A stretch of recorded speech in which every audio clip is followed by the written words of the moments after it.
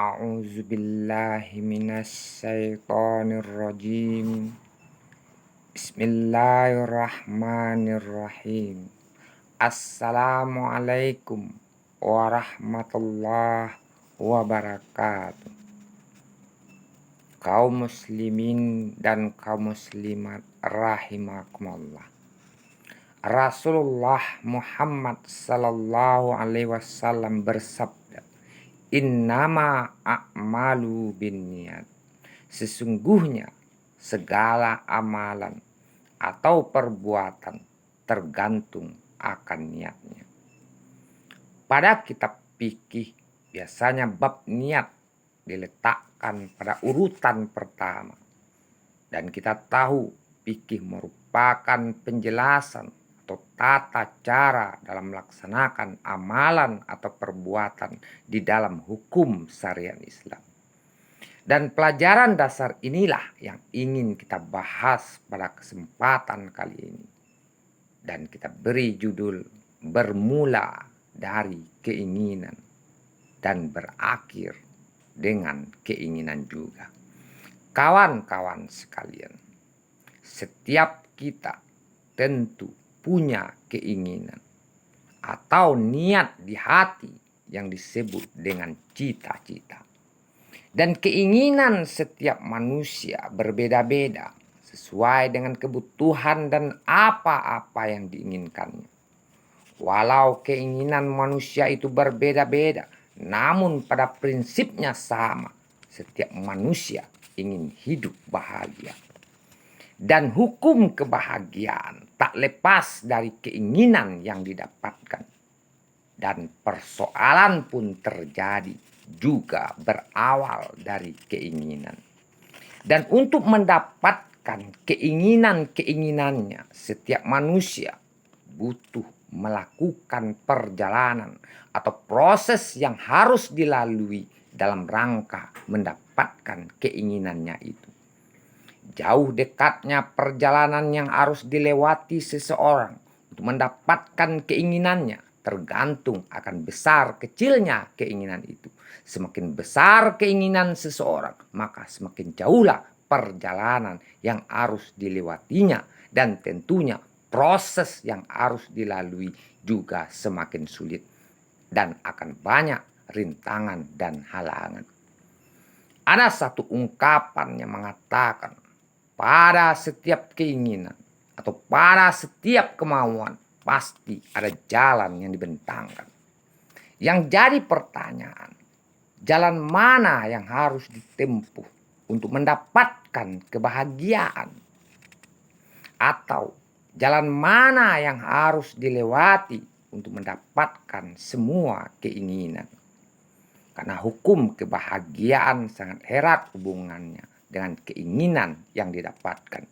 Sedangkan hukum kekecewaan sebaliknya, yaitu keinginan yang tidak didapatkan alias gagal. Pertanyaan yang kedua, apakah semua keinginan bisa didapatkan? Jawabnya bisa, karena setiap keinginan pasti ada jalan. Ud'uni astajib lakum. Berdoalah, pasti aku kabulkan, kata Allah. Kalau tidak demikian, setiap manusia tidak akan pernah menemukan kebahagiaan selama-lamanya. Sekarang kita coba menjawab pertanyaan yang pertama. Jalan mana yang harus kita tempuh? Atau jalan mana yang harus kita lewati untuk menemukan kebahagiaan atau mendapatkan semua keinginan? Kaum muslimin dan kaum muslimat rahimakumullah. Allah Subhanahu wa ta'ala, sang pencipta kehidupan, telah ciptakan kehidupan dengan kedua sisinya. Ada baik dan buruk, ada benar dan salah. Dan keduanya bukan hanya sekedar untuk diperintah dan dilarang saja, tapi ada hikmah di balik keduanya yang patut dan harus kita pahami. Ada jalan yang lurus, jalan yang menyampaikan pada tujuan atau keinginan, dan ada juga jalan yang sesat.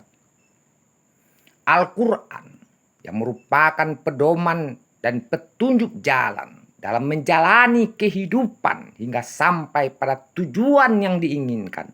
Zalikal kitabul la raiba fihi hudal lil muttaqin. Demikianlah kitab Al-Quran. Tidak ada keraguan di dalamnya dan merupakan petunjuk bagi orang-orang yang bertakwa.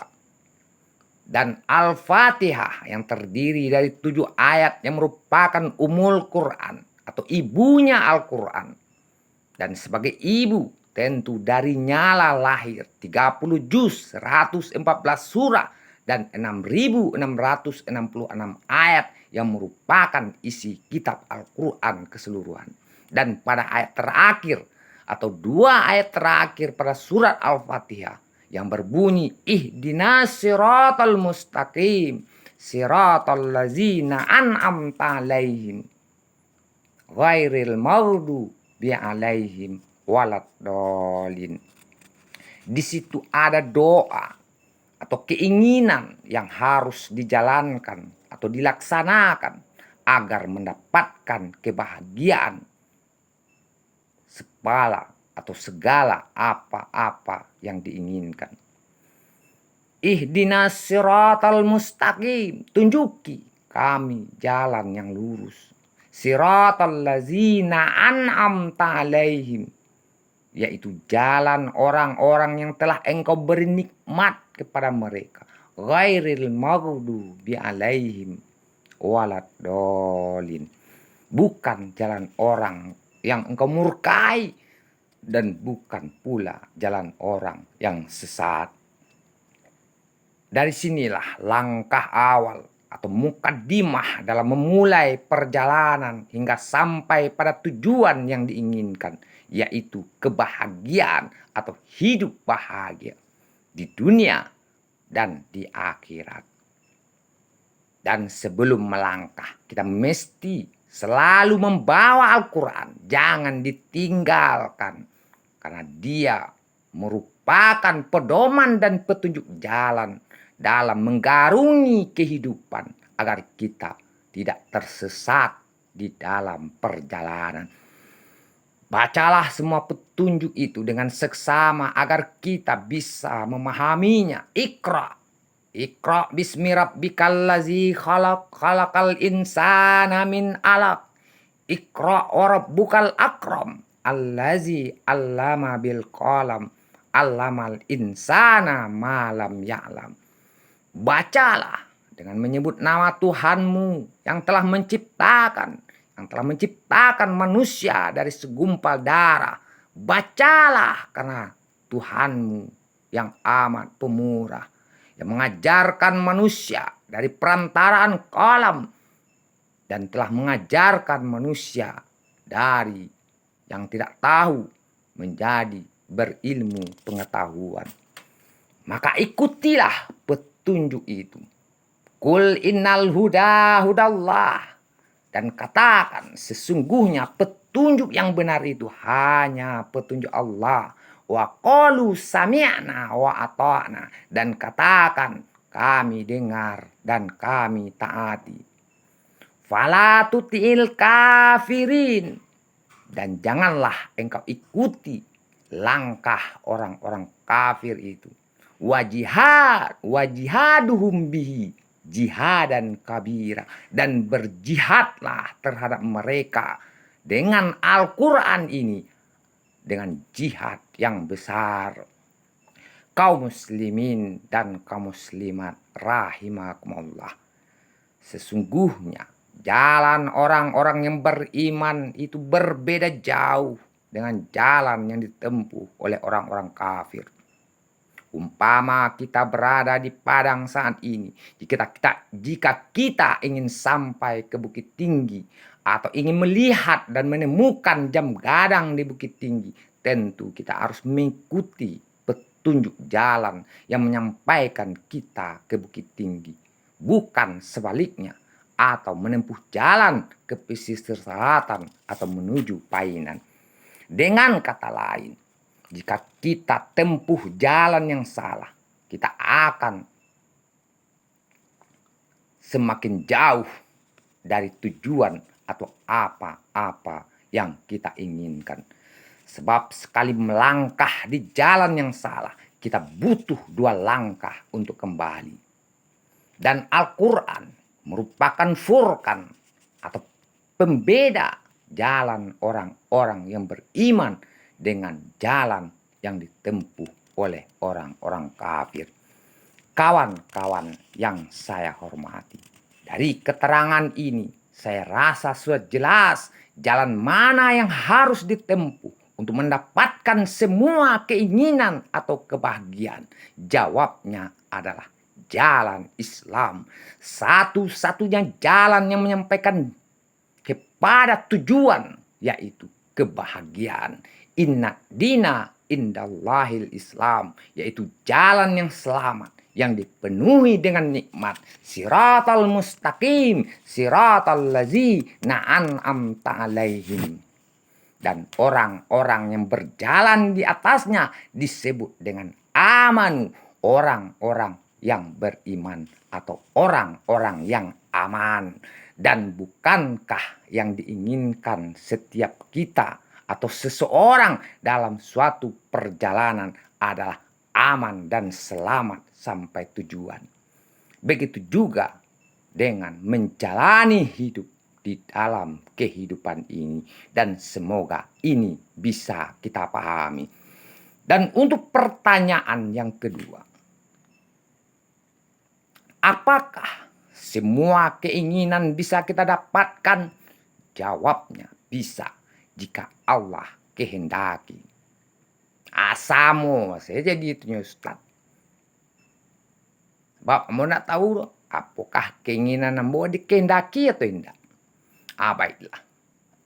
Allah berfirman, barang siapa yang sungguh-sungguh di atas jalan kami, Islam, maka akan kami bukakan semua jalan-jalan kami. Sehingga orang yang bersungguh-sungguh di atas jalan itu, mereka akan mendapatkan semua keinginannya atau sampai pada tujuan yang diinginkannya. Jadi setiap keinginan bisa kita dapatkan dengan syarat bersungguh-sungguh di atas jalan yang telah Allah tentukan atau Allah kehendaki, yaitu Islam. Inna dina indallahil Islam. Innama amruhu iza arada syai'an ayyakula lahu kun fayakun.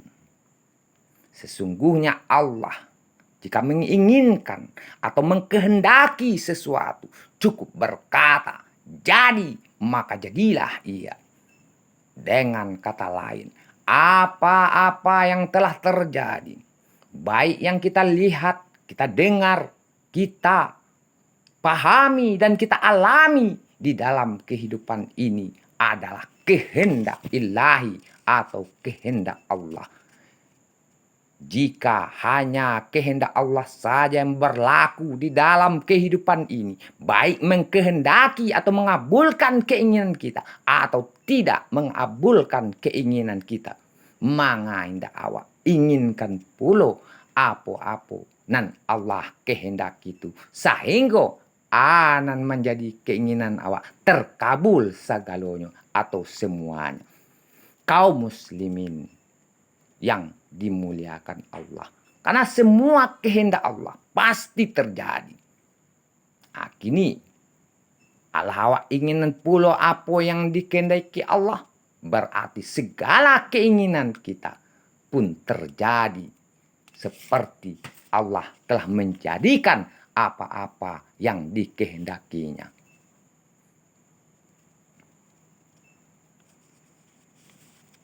Kaum muslimin dan kaum muslimat rahimakumullah. Barang siapa yang menahan diri dari keinginannya, maka surgalah tempat tinggalnya. Tinggal mengubah keinginan selenyo, aikolah gunonyo puasu. Bukan sekedar menahan haus dan lapar saja, tapi juga menahan diri dari keinginan selain Allah. Aikolah yang dikatakan dengan puasa itu untuk Allah. Sesungguhnya puasa itu untukku, kata Allah. Barang siapa yang berpuasa karena Allah, dengan iman dan perhitungan, paham dan jaleh denyo, untuk sianyo berpuasa dan manganyo berpuasa, maka Allah ampuni segala dosa-dosanya atau kesalahannya yang telah berlalu. Dan Allah keluarkan dirinya sebagai bayi yang baru dilahirkan. Laksana bayi di tangan kedua orang tuanya. Segala kebutuhan dan keperluannya Allah sediakan. Dirawat dan dijaga siang dan malam. Dipelihara dari segala bencana yang akan mencelakakannya. Dan dibesarkan, diasuh dengan belayan kasih sayang. Karena Allah itu maha pengasih lagi maha penyayang. Kaum muslimin dan kaum muslimat rahimakumullah. Bermula dari keinginan dan berakhir dengan keinginan juga. Dan ketika kita bisa melepaskan semuanya, di saat itulah kita akan mendapatkan segalanya. Sebab yang paling berharga di dunia ini dan yang paling tinggi nilainya adalah diri manusia. Laqad khalaqnal insana fi ahsani taqwim. Dan yang paling bernilai pada manusia adalah harga dirinya. Jika harga diri manusia itu mereka letakkan pada pangkat dan jabatan, pada harta dan kedudukan, serta pamoritas dan ketenaran yang sifatnya dunia dan kebendaan. Dan itu yang mereka bangga-banggakan. Tunggulah Allah memberi keputusan. Semua itu pasti akan dihancurkan seiring dengan kematian mereka yang telah Allah tetapkan. Kullun nafsin za'iqatul maut. Setiap yang bernyawa pasti mati. Bila atau kapan itu terjadi, bisa jadi waktunya sudah dekat karena tak seorang pun yang mengetahuinya. Maka sungguh beruntunglah orang-orang yang menjadikan dunia dan kebendaan. Maka sungguh merugilah orang-orang yang menjadikan dunia dan kebendaan yang sifatnya fana dan sementara menjadi keinginannya atau cita-citanya. Dan menjadikannya itu semua sebagai harga dirinya.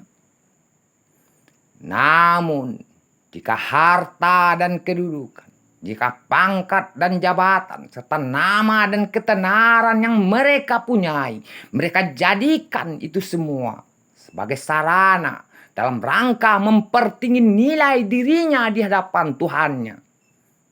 Dalam menghambakan diri untuk mentaati Allah dan Rasulnya. Serta berbuat sesuai dengan ketentuan syariat yang telah Allah kehendaki atau ridai.